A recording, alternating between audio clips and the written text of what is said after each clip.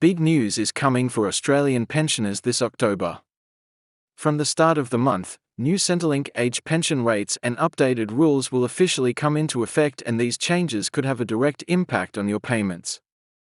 Whether you're already on the pension or planning to apply soon, it's important to understand exactly what's changing, how much extra you could receive, and whether any new rules might affect your eligibility. In today's update, we'll break down the new pension rates, explain the latest rule changes, and show you what this means for seniors across Australia from October 2025 onwards. Now, let's address the burning question on everyone's mind: are we actually getting a decent increase this time?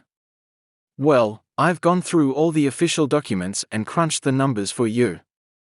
The new maximum fortnightly rate for single pensioners is set to increase to $1,158.30, up from the previous rate of $1,096.70. For couples, you're looking at $1,745.20 combined per fortnight, up from $1,654.40.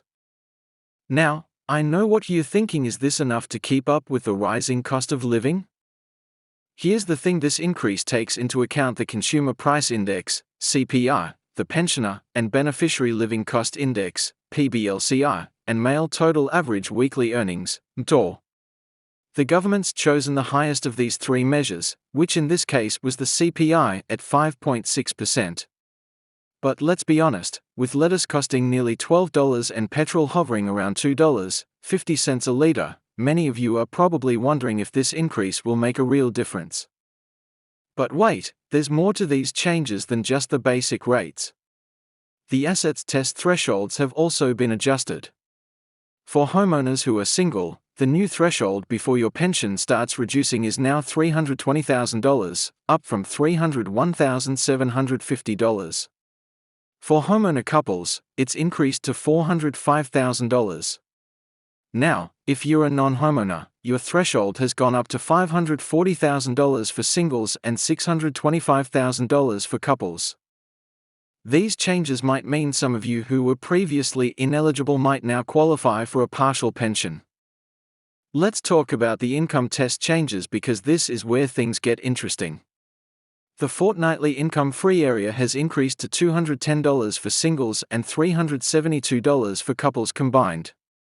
This means you can earn this much before your pension starts reducing. But here's something many people don't realize: the taper rate remains at 50 cents for every dollar over these thresholds. So, if you're working part-time or have other income sources, you'll need to do some careful calculations. Now, I've been getting loads of questions about the work bonus scheme. Good news here: the temporary increase to $4,000 in the work bonus bank has been extended. This means you can earn up to this amount from work each year without it affecting your pension. This is particularly important for those of you who still want to do some casual work or help out during busy seasons. But here's something that might catch some of you off guard: the deeming rates have also been adjusted. The lower deeming rate is now 2.25% for the first $60,000 of your financial assets for singles, or the first $100,000 for couples. The upper deeming rate is 4.25% for amounts over these thresholds. This might affect how Centrelink assesses your income from investments and savings. Let's address another common question: what about the pension supplement and energy supplement? Well, these haven't been forgotten.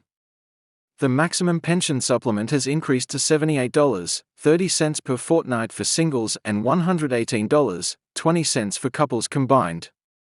The energy supplement remains the same at $14.10 for singles and $10.60 each for couples. Here's something interesting that many people overlook: the rent assistance rates have also gone up. If you're renting privately, the maximum rate is now $155.10 per fortnight for singles and $146 for each member of a couple. But remember, you need to be paying a minimum amount of rent to qualify for the maximum rate. Now, let's talk about some of the new rules that might affect your pension. The government has introduced changes to the way granny flat arrangements are assessed. If you're thinking about entering into a granny flat arrangement with your kids, these new rules provide more clarity on how it affects your pension. You won't be hit with capital gains tax, but there are specific requirements you need to meet. Speaking of living arrangements, there's been an update to the rules around temporary absences from Australia. You can still receive your pension for up to 26 weeks while overseas, but after that, it will reduce to a proportional rate based on your Australian working life residence. This is particularly important for those of you planning extended trips to visit family overseas. Here's a question many of you have been asking: what about the assessment of superannuation? Well, if you've reached age pension age, your super is now counted as a financial asset and deemed under the income test. However, if you're still working and haven't reached pension age, your super remains exempt from the assets test. Let's discuss the changes to the PBS safety net thresholds. The safety net threshold has been adjusted to help with medication costs. Once you reach the threshold, which is now $280 for concession card holders, you'll pay even less for PBS medications for the rest of the calendar year. Now, here's something that might affect those of you with investment properties. The treatment of income streams from market-linked investments has been updated. This could impact how your pension is calculated if you have these types of investments. But what about those of you who are still a few years away from pension age? Well, the age requirement remains at 67 years for anyone born from 1 January 1957. This is worth keeping in mind for your retirement planning. Let's address the digital changes too. Centrelink is pushing for more online services, and they've improved the MyGov interface to make it easier to report income and update your details. If you're not comfortable with technology, don't worry, you can still use phone services and visit service centers. Here's an important tip: make sure you're registered for the pensioner concession card. With these new rates, the income and assets test limits for the card have also increased, meaning more people might be eligible. This card gives you access to cheaper medicines, bulk billing for doctor visits, and various state and territory concessions. For those of you with assets near the thresholds, it's worth reviewing your situation. Sometimes, small changes in your assets could mean the difference between receiving a part pension or no pension at all. Remember, the family home is still exempt from the assets test, but any assets over the new thresholds could affect your payment. Before we wrap up, let's talk about the appeals process.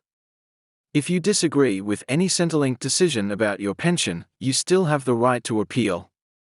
The first step is asking for a review by a Centrelink authorized review officer, and if you're still not satisfied, you can appeal to the Administrative Appeals Tribunal. So, what does all this mean for you? Well, it's clear that while there are increases across the board, they come with some complexity. My advice? Take some time to review your situation and see how these changes affect you personally. If you're unsure about anything, don't hesitate to contact Centrelink or seek advice from a financial counselor.